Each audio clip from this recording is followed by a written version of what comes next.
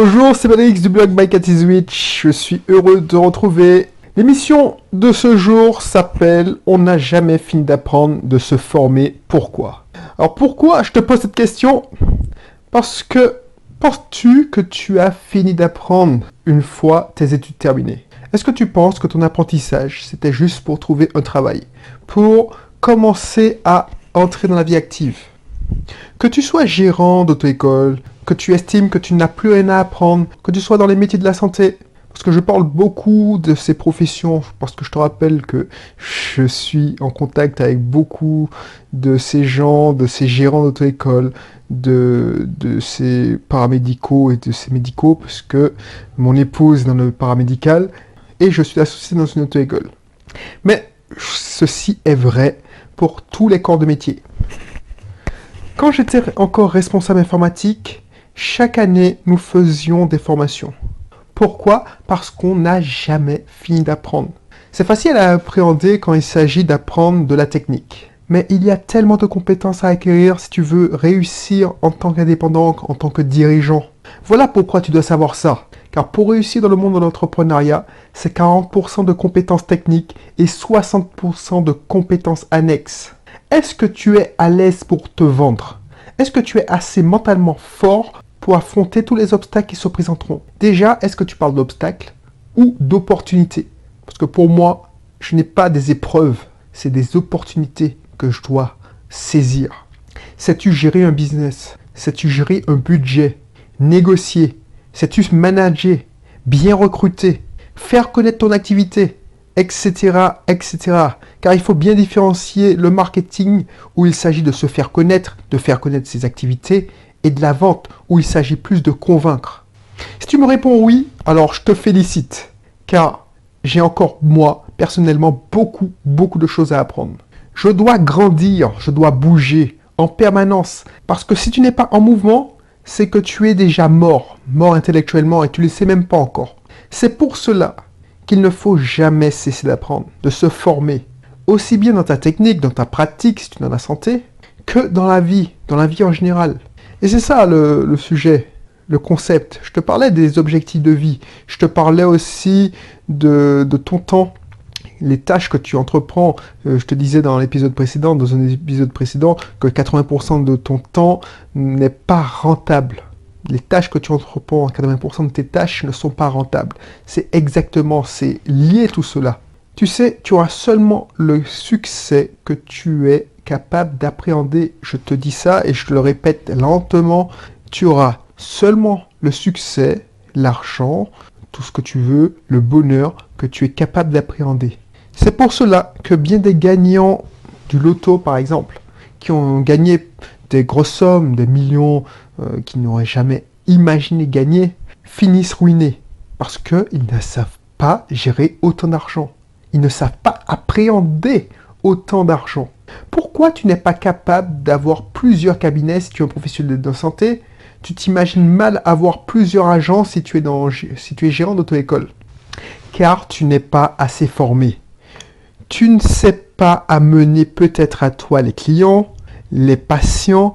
Tu ne t'es pas assez formé au marketing, à la communication, à la vente. Peut-être que s'ils viennent chez toi parce que tu es dans une route passante, tu n'arrives pas à les retenir, tu n'arrives pas à les convaincre. Il y a des techniques qui existent, des techniques que j'ai appris et que j'enseigne à mon tour. Et ne me dis pas que tu n'as pas le temps. Nous avons vu déjà dans les épisodes précédents, on peut toujours trouver le temps en supprimant par exemple les tâches non rentables. Tu cherches, et je veux te dire franchement, je sais ce que tu cherches. Tu cherches à rester dans ta zone de confort. Tu ne veux pas te remettre en question, tu ne veux pas te prendre la tête. Tu te dis, bon, je suis déjà assez fatigué, j'ai déjà assez appris pour ne pas me prendre la tête, pour pouvoir évoluer. Je suis content de ce que je gagne. Tu te contentes, et je vais faire une émission sur ce terme, se contenter de ce qu'on a. Tu te contentes de ce que tu as. Même si de temps en temps, tu te dis, bon, franchement, j'en ai marre, j'aurais aimé mieux. Mais ça reste à l'état de projet, de rêve. Tu ne donnes pas les moyens. Pourquoi tu ne te donnes pas les moyens? C'est que tu ne fais pas l'effort d'apprendre. Tous les gens qui réussissent, que je connais personnellement, ou que je vois, que j'observe à distance, ce sont des gens qui se forment en permanence. Ils sont curieux. Déjà pour entretenir leurs facultés intellectuelles et surtout pour être à la page. Je connais des gérants qui ont près de 60 ans, plus de 60 ans, qui sont plus jeunes dans leur tête que certains de 30 ans. Pourquoi je te le dis? C'est parce qu'ils sont curieux, ils ont soif d'apprendre. Personnellement, à mon humble niveau, je lis en permanence. C'est une de mes façons de me former. Et tu sais, à l'heure actuelle, on est, et je ne sais pas si tu le sais, dans l'industrie de l'information. Je ne sais pas si tu le sais ou tu t'es rendu compte, mais on n'est plus à l'ère industrielle. L'ère industrielle, alors selon Kiyosaki, c'est terminé dans les années 70. Maintenant, c'est l'ère de l'information. Et pour preuve, les grosses sociétés qui dominent le monde, c'est celles qui traitent de l'information, c'est-à-dire Google, Microsoft, Facebook. Ils vendent tout simplement de l'information. Airbnb ne possède pas de logement. Alors, ils possèdent très peu d'hôtels, de logements. Booking, c'est la même chose. Ils utilisent des informations. Ils mettent en relation des locataires avec des loueurs comme toi, peut-être, comme moi. Ils vendent de l'information. Facebook vend tes données personnelles. Vendent le fait que tu aimes, je sais pas moi, faire la cuisine ou tu aimes les grosses voitures. Microsoft, c'est la même chose. Pourquoi ça se développe? YouTube, pourquoi ça s'est développé? Pourquoi c'est gratuit? Parce que toi, tu es le produit. Tu donnes des informations. Tu surfes sur Internet, tu donnes des informations. Donc, on est à l'heure de l'information. Vu qu'on est à l'heure de l'information, les informations ne manquent pas. Tu sais, tu le sais peut-être pas. Bon, peut-être que tu le sais. 80% des informations qu'on a produites, que l'humanité a produites, ont été créées durant ces 10 dernières années. Tu te rends compte? Durant ces 10 dernières années. Ce qu'on appelle en informatique l'infobésité. L'infobésité, c'est que certaines théories disent que, voilà, on pourra plus stocker la quantité d'informations que l'on crée dans le monde. Parce qu'avec l'explosion des smartphones, des tablettes, l'information s'est démocratisée. Avant, seuls les gens qui avaient les moyens pour sortir un disque, il fallait une certaine somme. Maintenant, pour sortir une mixtape, une chanson sur Internet, il suffit d'un micro, un smartphone. Pour tourner un clip, c'est un smartphone. Tu vois ce que je veux dire? Donc, à l'heure de cette infobésité, de cette multitude d'informations, et malheureusement, qui dit quantité ne veut pas dire spécialement qualité. Il y a beaucoup de cochonneries. Alors, excuse-moi les termes, mais voilà, des informations toxiques, des choses pour... Alors, je ne vais pas revenir dans l'émission où je te parlais de détente, de distraction, mais il y a beaucoup d'informations qui n'ont que certain but, c'est de te distraire, de te détendre. Mais c'est pas celles qui te nourrissent. Alors, ça te va faire du bien sur le court terme, ça va te permettre de rire, et ça, c'est bien. Mais ça va pas t'apprendre. Et les informations dont je te parle, c'est celles qui sont anxiogènes. Elles sont souvent gratuites, et souvent, elles t'abrutissent. Pourquoi je ne regarde plus la télé? Parce que à chaque fois que je zappe, je veux pas tirer, je veux pas cibler une télé en particulier. Mais voilà, il y a des chaînes d'information. Alors, je les appelle pseudo-information parce que vraiment, c'est la même information qui tourne en boucle toute la journée. Ça crée un sentiment de malaise, d'angoisse. Tu regardes ça, ben, tu as le cafard. Il y a des chaînes aussi qui abrutissent notre jeunesse. Il y a des gens qui savent même pas parler français. Alors, je dis pas que moi-même, je ne sais pas parler français, mais ça ne nourrit pas l'intellect. Donc, tu n'apprends rien. Donc, tu t'appauvris. Donc, tu meurs. En quelque sorte, tu meurs intellectuellement. Alors, c'est pour ça que plus que jamais, il te faut apprendre à faire le tri entre les informations. Les informations que tu vas lire sur Facebook, sur Snapchat, sur WhatsApp, sur Google Actualité. Parce que c'est une compétition. Avec mon format long, je rentre en compétition avec ceux qui veulent te distraire. Quand tu sors, parce que tout est lié. Quand je te dis que tu fais 80% de tâches qui te pompent de l'énergie, quand tu rentres chez toi, tu n'as pas spécialement envie de réfléchir, de prendre un livre, de prendre du recul. Et c'est tellement important. Je t'ai dit dans une émission précédente, si tu te posais et tu réfléchissais aux 20% d'actions qui te permettraient de faire avancer ton business, mais surtout ta vie, ben franchement, tu serais plus heureux. Parce que le bonheur, c'est pas consommer. Le bonheur, c'est pas regarder la télé après une journée de travail. Le bonheur, c'est de pouvoir profiter, par exemple, de sa famille, de pouvoir dire, ah oui, là, je suis calme, je suis reposé, je suis bien. C'est pas, je sais pas moi, regarder la télé avec ses enfants, sa compagne. Non, c'est pas une activité. Alors, effectivement, si ça permet de discuter, de faire... Non, il faut que tu fasses attention à ce que tu regardes, que tu écoutes, aux informations qui arrivent à ton cerveau. Et si tu souhaites reprendre en main ce que tu apprends, tu souhaites grandir et non plus régresser, je te laisserai cliquer dans la description sur mon lien qui va te rediriger vers mon programme d'approfondissement. Système pour apprendre sans y passer plusieurs heures par jour. Je ne sais pas si tu es au courant, mais depuis quelques temps, j'ai décidé de te tester un nouveau truc. C'est-à-dire que si toi, tu veux aller plus loin, si le sujet t'intéresse et tu veux aller plus loin, alors c'est pas la majorité, parce que la majorité veut se distraire. Mais soit, si toi, tu te dis, ah oui, effectivement, il a raison, je me rends pauvre intellectuellement, j'ai besoin d'apprendre, d'avoir une attitude, d'avoir une certaine perception, de m'élever de niveau de perception pour voir plus loin. Pas ce qu'on essaie de me faire voir, pas ce qu'on essaie de me faire réfléchir à. Tu vois ce qu'on veut dire? Par exemple, je sais pas, il y a un débat qui tourne en boucle et toutes les télés, toutes les radios le reprennent. Je sais pas moi, il y a un débat, le dernier en date, c'est, au moment où j'enregistre l'émission, c'est est-ce qu'il faut faire les sélections à l'entrée de l'université? Ça, c'est vraiment de la manipulation. C'est-à-dire que, voilà, on sait très bien, moi, quand j'ai fait mes études, on savait très bien que le taux de réussite de ceux qui passaient la première année était de 20%. Donc, mécaniquement, mathématiquement, il y a déjà une sélection brutale à l'université. Il n'y a pas de sélection parce que tout le monde peut s'inscrire, mais sur 100 élèves qui étaient inscrits dans la fac au début de l'année, il y en avait 20 qui passaient en deuxième année.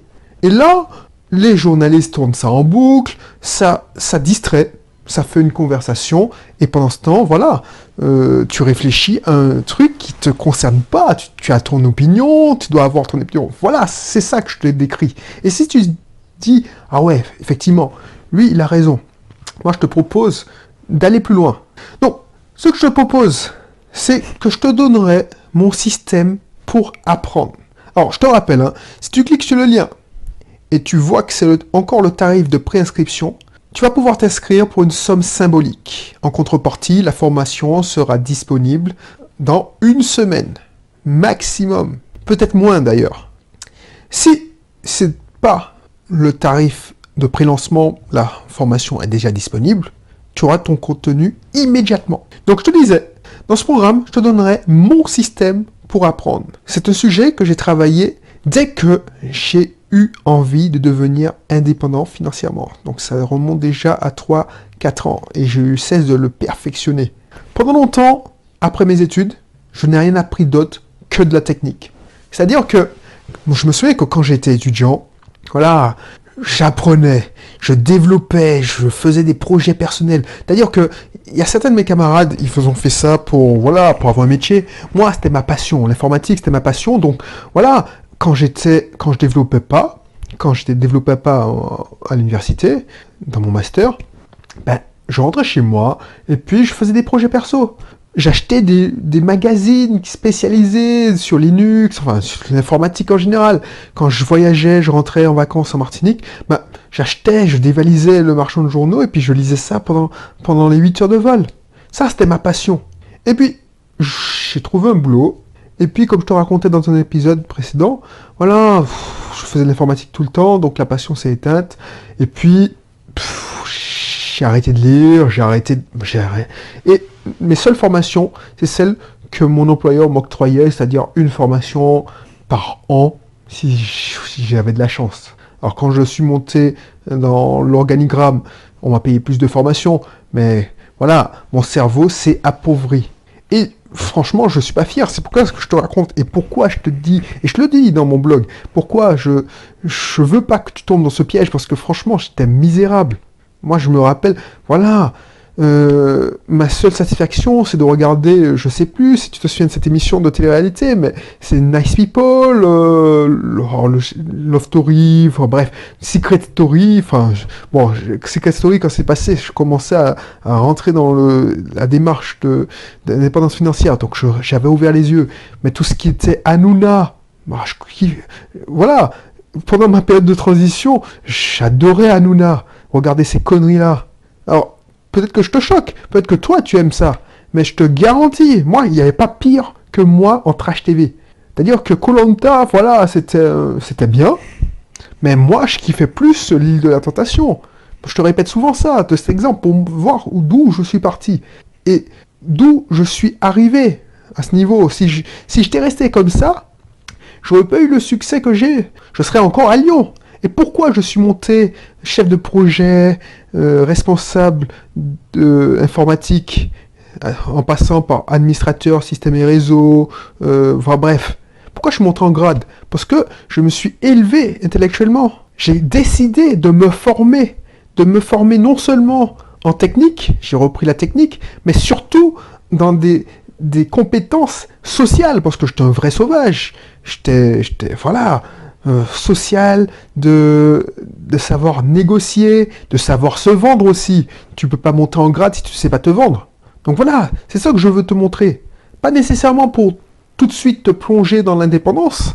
Si tu es déjà indépendant, si tu es gérant d'auto-école, ça va te servir, ça c'est sûr. Si tu es professionnel de santé, ça va te servir, ça c'est sûr.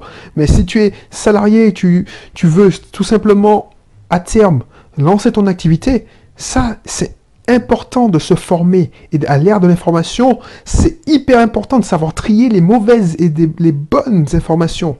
C'est ce qu'on va voir. Et dans la première partie, nous allons voir plus en profondeur pourquoi apprendre et surtout comment former ton cerveau pour ne pas t'abrutir avec la majorité des informations que je qualifie toxiques. Parce que 92% des informations qui ont été créées ces dernières années, c'est les informations de l'humanité ont été créées, c'est environ 91% d'imbécilité. Des chats qui miaulent. Alors j'adore les chats, mais tu vois, une vidéo de chat voilà, c'est mignon, mais ça t'apporte rien dans les faits. Des gens qui se fracassent la tronche parce qu'ils, je sais pas, ou les humoristes qui font des blagues. Alors ça, c'est quand même correct parce que ça fait rire. Mais voilà, il y a plein de vidéos stupides. Moi, je regardais par curiosité il y a quelques temps les lives, parce que maintenant YouTube essaie de monter les lives. Franchement, sur tous les lives que j'ai vus, 90% de conneries. Il y a une chaîne où il y a des gens qui font des bruits, des onomatopées, et puis il y a des gens qui regardent. Il y a notre gars, son émission s'appelle, alors j'appelle ça une émission, il commente la télé-réalité en étant bourré. Bref, je vais pas en revenir, mais là j'étais atterré. Je me dis, mais c'est pour ça que j'ai décidé de quitter, de m'éloigner de YouTube, parce que voilà. Alors, je suis pas jaloux, parce que franchement, mais tu vois que ces gens-là font, 10 fois, 20 fois plus de vues que moi, même c'est même pas 1000, 2000. Alors je te parle pas des Norman, des gens qui font des onomatopées, des gens qui commentent la télé-réalité, le dernier épisode de, les Marseillais versus le reste du monde, je crois, ou le dernier épisode de Nabila en Australie, parce que malheureusement je zappe et je tombe dessus. Donc voilà, et je suis atterré, et quand je vois que ça fait j'ai peur parce que on est en train de transformer le monde en machine à consommer. C'est-à-dire qu'on lobotonise la majorité des gens pour leur dire, voilà, contentez-vous de consommer, on vous donne que ça. Et tu vois, la loi de Pareto que je t'expliquais, le fossé va se creuser de plus en plus, parce que l'ère de l'information, ce sera plus 80-20, mais ce sera 2%, 98%. 2% de gens qui ont appris, qui savent faire de l'argent, qui possèdent la connaissance, la bonne connaissance. Et puis 98% qui sont contents de consommer, de réfléchir à ce qu'on leur demande, qu'on leur impose à réfléchir. C'est ça que je veux te dire et que je veux t'éviter. Je veux que tu fasses partie des 2%. Dans la deuxième partie, je vais t'expliquer comment j'ai réussi à apprendre, même en étant timide, isolé. Parce que c'est pas facile. Moi, je pars de loin. Avec mon prénom, avec mon ancien poids, j'étais timide. Je n'allais pas vers les gens. Mais j'ai réussi à apprendre, à sortir de ma zone de confort. Dans la troisième partie, je vais te décrire aussi en détail mon système d'apprentissage et te donner quelques conseils pour mettre en pratique ce que tu auras appris au plus vite et aussi te dire avec qui le partager. Parce que c'est pas tout le monde qui sera réceptif à tes nouvelles idées. Je l'ai appris à mes dépens et c'est ça que j'aimerais t'éviter. Donc, je te laisse t'inscrire si tu le désires. C'est pas une obligation. Franchement, si ça t'intéresse pas, c'est ton choix.